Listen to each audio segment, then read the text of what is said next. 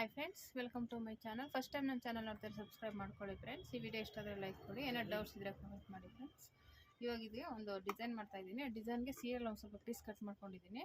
Cut ಮಾಡಿಕೊಂಡು ಇವಾಗ ಇದಕ್ಕೆ ತೊಗೊಂಡು 2.5 ಇಂಚ್ಗೆ ಕಟ್ ಮಾಡ್ಕೊತಾ ಇದ್ದೀನಿ.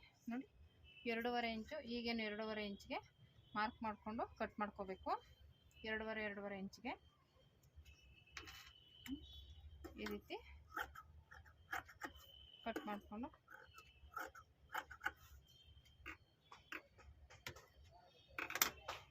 ಈಗ ಕಟ್ ಮಾಡ್ಕೋಬೇಕು.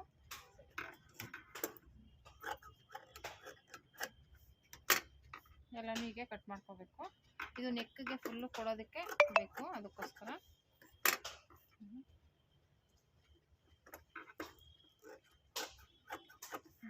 ಈ ಥರ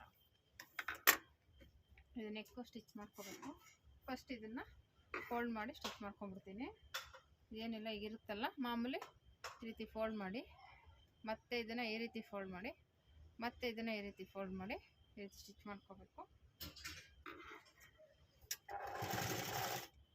ಎಲ್ಲನೂ ಹಾಗೇ ಫೋಲ್ಡ್ ಮಾಡಿ ರೆಡಿ ಮಾಡ್ಕೋಬೇಕು ಇದನ್ನು ಡಿಸೈನ್ಗೆ.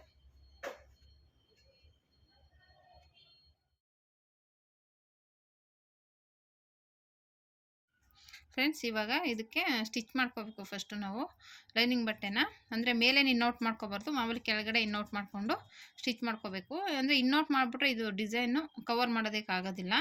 ಹಂಗಾಗಿ ಕೆಳಗಡೆ ಇನ್ನೋಟ್ ಮಾಡ್ಕೊಂಬಿಟ್ಟು ಮೇಲ್ಗಡೆ ಮಾಮೂಲಿ ಪೈಪಿಂಗ್ ಥರ, ಪೈಪಿಂಗ್ ಅಲ್ಲ ಅದು, ಪೈಪಿಂಗ್ ಶೇಪಲ್ಲಿ ಅಂದರೆ ದಪ್ಪ ಬರುತ್ತೆ ಬಟ್ಟೆ. ಪೈಪಿಂಗ್ ಥರ ತಿರುಗ್ಸೋಕ್ಕಾಗಲ್ಲ, ಯಾಕಂದರೆ ಇದು ಬಟ್ಟೆ ದಪ್ಪ ಇರುತ್ತೆ. ನಾವು ಡಿಸೈನ್ಸ್ದು ಆಮೇಲೆ ಲೈನಿಂಗ್ ಬಟ್ಟೆ ಇವೆಲ್ಲ ದಪ್ಪ ಇರೋದ್ರಿಂದ ಸುಮ್ಮನೆ ಹಂಗೆ ಫೋಲ್ಡ್ ಮಾಡಿ ಡಬಲ್ ಫೋಲ್ಡ್ ಮಾಡಿ ಸ್ಟಿಚ್ ಮಾಡ್ಕೋಬೇಕು. ಪೈಪಿಂಗ್ ಥರ ಮಾಡೋಕ್ಕಾಗೋದಿಲ್ಲ. ಹಂಗಾಗಿ ನೋಡ್ಕೊಂಡು ಆ ರೀತಿ ಮಾಡ್ಕೋಬೇಕು. ಫಸ್ಟ್ ಕೆಳಗಡೆ ಇನ್ನೋಟ್ ಮಾಡಿಕೊಂಡು ಸ್ಟಿಚಿಂಗ್ ಹಾಕ್ಕೋಬೇಕು. ಮಾಮೂಲಿ ಸುತ್ತ ಸ್ಟಿಚ್ ಹಾಕ್ಬಿಟ್ಟು ಅದು ಮಧ್ಯೆ ಏನು ಬಟ್ಟೆ ಎಕ್ಸ್ಟ್ರಾ ಬಟ್ಟೆ ಇದೆ ಅದು ಕಟ್ ಮಾಡ್ಕೊಂಡ್ಬಿಟ್ಟು ನಾವು ಡಿಸೈನ್ಗೆ ಆಲ್ರೆಡಿ ಸ್ಟಿಚ್ ಮಾಡಿ ಇಟ್ಕೊಂಡಿದ್ದೀವಲ್ಲ, ಆ ಡಿಸೈನ್ದು ನೀಟಾಗಿ ಇಟ್ಕೊಂಡು ಸ್ಟಿಚ್ ಮಾಡ್ಕೋಬೇಕಾಗುತ್ತೆ. ಅದನ್ನು ಒಂದ್ರ ಕೆಳಗೊಂದು ಕರೆಕ್ಟಾಗಿ ಒಂದೇ ಸಮನಾಗಿ ಇಟ್ಕೊಬರ್ಬೇಕು. ಆ ಕಡೆ ಈ ಕಡೆ ಪಿನ್ ಹಾಕ್ಕೊಂಡಿದ್ದನ್ನು ಫಸ್ಟ್ ಸ್ಟಿಚ್ ಮಾಡ್ಕೊಂಡಾದ್ಮೇಲೆ ಅದು ಡಿಸೈನ್ ರೆಡಿ ಮಾಡ್ಕೊಂಡಿರೋದನ್ನ ಇಟ್ಕೋಬೇಕಾಗುತ್ತೆ. ನೋಡಿ, ಈ ರೀತಿ ಸುತ್ತ ಸ್ಟಿಚ್ ಮಾಡಿಕೊಂಡು ಇವಾಗ ಅದು ಎಕ್ಸ್ಟ್ರಾ ಬಟ್ಟೆಯಲ್ಲಿ ತೆಗೆದುಬಿಟ್ಟು ಡಾಟ್ ಇಟ್ಕೊಂಡ್ಬಿಡ್ಬೇಕು ನಾವು, ಯಾಕೆಂದರೆ ಡಿಸೈನ್ ರೆಡಿ ಮಾಡೋಷ್ಟರಲ್ಲಿ ಅದು ಡಾಟ್ ಹಿಡ್ಕೊಂಡ್ಬಿಟ್ರೆ ಚೆನ್ನಾಗಿರುತ್ತೆ. ಡಿಸೈನ್ ಆದಮೇಲೆ ಹಿಡಿಯೋಕೆ ಹೋದರೆ ಆ ಕಡೆ ಈ ಕಡೆ ಆಗ್ಬೋದು, ಅದಕ್ಕೆ ಫಸ್ಟ್ ಡಾಟ್ ಹಿಡಿದ್ಬಿಟ್ರೆ ಚೆನ್ನಾಗಿರುತ್ತೆ. ಈ ಥರ ಎರಡು ಕಡೆನೂ ಕರೆಕ್ಟಾಗಿ ಮಾರ್ಕ್ ಮಾಡಿಕೊಂಡು ಡಾಟ್ ಹಿಡ್ಕೊಬೇಕು.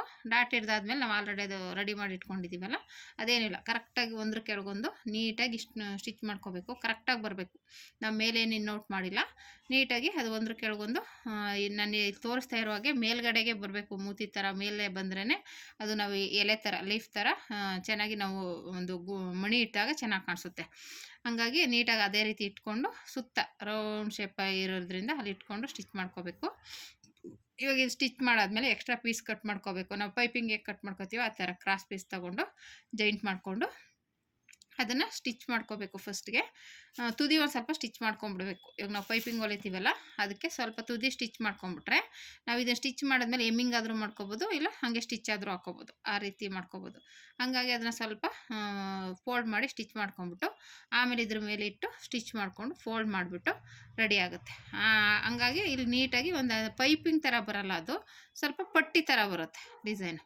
ಯಾಕೆಂದರೆ ದಪ್ಪ ಇರೋದ್ರಿಂದ ನಾವು ಸಣ್ಣದಾಗಿ ಫೋಲ್ಡ್ ಮಾಡೋಕ್ಕಾಗೋದಿಲ್ಲ. ಹಂಗಾಗಿ ಈ ರೀತಿ ಸ್ಟಿಚ್ ಮಾಡ್ಕೊಂಡಾದ್ಮೇಲೆ ಅದನ್ನು ನೀಟಾಗಿ ಫೋಲ್ಡ್ ಮಾಡಿ ಸ್ಟಿಚ್ ಮಾಡ್ಕೊಂಬಿಡೋದು ಅಷ್ಟೇ. ಅದು ಅವಾಗ ನೀಟಾಗಿ ಒಂಥರ ಪಟ್ಟಿ ಥರ ನಾವು ಲೇಸ್ ಕೊಡ್ತೀವಲ್ಲ ಆ ಥರ ಬರುತ್ತೆ.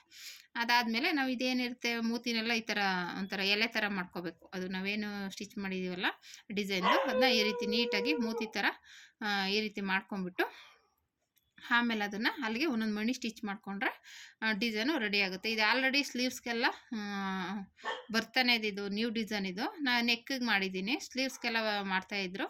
ನಾನು ಸ್ಲೀವ್ಸ್ಗೂ ಮಾಡಿದ್ದೀನಿ ಆಲ್ರೆಡಿ, ಒಂದು ನೆಕ್ಕಿಗೆಲ್ಲ ಎಂಬ್ರಾಯ್ಡಿಂಗ್ ಮಾಡಿ ಸ್ಲೀವ್ಸ್ಗೆ ಮಾತ್ರ ಈ ಡಿಸೈನ್ ಮಾಡಿದ್ದೀನಿ. ಅದನ್ನು ನೆಕ್ಕಿಗೂ ಮಾಡಿದ್ರೆ ಚೆನ್ನಾಗಿರುತ್ತೆ ಅಂದ್ಬಿಟ್ಟು ಇದಕ್ಕೆ ನೆಕ್ಕಿಗೆ ಮಾಡ್ತಾಯಿದ್ದೀನಿ. ಈ ರೀತಿ ಮೂತಿನ ನೋಡಿ ಈ ಥರ ತಿರುಗಿಸ್ಕೊಂಡಾಗ ಅದೇನಾಗುತ್ತೆ, ಲೀಫ್ ಎಲೆ ಥರ ಕಾಣಿಸುತ್ತೆ ಡಿಸೈನು. ಆ ಮೂತಿಗೆ ತುದಿಗೆ ನಾವು ಒಂದು ಮಣಿ ಸ್ಟಿಚ್ ಮಾಡ್ಕೊಂಬಿಟ್ಟು ಅದು ನೀಟಾಗಿ ಪರ್ಫೆಕ್ಟಾಗಿ ಹಾಗೆ ಕೂತ್ಕೊಳ್ಳುತ್ತೆ. ನಾವು ಸುಮ್ಮನೆ ಇವಾಗ ತಿರುಗಿಸ್ಬಿಟ್ಟು ಹಂಗೆ ಬಿಟ್ಟರೆ ಅದು ಕೂರಲ್ಲ. ಇಲ್ಲ ಮಣಿ ಇಟ್ಕೋಬೇಕು, ಇಲ್ಲ ಹಾಗೇ ಸ್ಟಿಚ್ ಆದರೂ ಮಾಡ್ಕೋಬೇಕು. ಹಾಗೆ ಮಾಡಿದ್ರೆ ಡಿಸೈನು ಹಾಗೆ ನೀಟಾಗಿ ಕಾಣಿಸುತ್ತೆ, ಒಂಥರ ಎಲೆಗಳು ಜೋಡಿಸ್ದಂಗಿರುತ್ತೆ, ತುಂಬ ಚೆನ್ನಾಗಿ ಕಾಣಿಸುತ್ತೆ ಲುಕ್ಕಾಗಿ.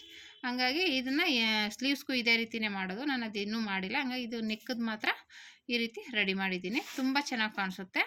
ಟ್ರೈ ಮಾಡಿ. ಇವಾಗ ಸ್ಟಾರ್ಟಿಂಗ್ ಕಲಿತಾ ಇರೋರು ಸುಧಾ ಈ ಡಿಸೈನ್ನ ಆರಾಮಾಗಿ ಮಾಡ್ಕೋಬೋದು. ಪಟ್ಟಿ ಥರದನ್ನ ಸ್ಟಿಚ್ ಮಾಡ್ಕೊಂಬಿಟ್ರೆ ಇನ್ನು ಆರಾಮಾಗಿ ಸ್ಟಿಚ್ ಮಾಡ್ಕೊಬಿಟ್ಟು ಅದನ್ನು ಮೂತಿ ತಿರುಗಿಸ್ಕೊಂಡು ಮಣಿ ಸ್ಟಿಚ್ ಮಾಡಿಕೊಂಡ್ರೆ ರೆಡಿ ಆಗಿಬಿಡುತ್ತೆ. ತುಂಬ ಈಸಿಯಾಗಿ ಮಾಡ್ಕೋಬೋದು. ಎಷ್ಟು ಕಲಿಯೋಕ್ಕೆ ಬರದೇ ಇದ್ದವ್ರು ಸುಧಾ, ಟೈಲರಿಂಗ್ ಸ್ವಲ್ಪ ಕಲ್ತಿರೋರು ಸುಧಾ ಈ ಡಿಸೈನ್ ಮಾಡ್ಕೋಬೋದು. ಆ ಥರ ಸಿಂಪಲ್ ಡಿಸೈನ್ ಇದು. ಆಮೇಲೆ ಸೀರೆ ಬಟ್ಟೆ ಪೀಸ್ ಜಾಸ್ತಿ ಬೇಕಾಗಲ್ಲ, ಒಂದು ಸ್ವಲ್ಪ ಪೀಸಲ್ಲೇ ಇದನ್ನು ಸ್ಟಿಚ್ ಮಾಡ್ಕೋಬೋದು. ಈ ಥರ ಟ್ರೈ ಮಾಡಿ ಫ್ರೆಂಡ್ಸ್. ಹೇಗೆ ಬಂತು ಅಂತ ಕಮೆಂಟ್ ಮಾಡಿ. Thank you for watching friends.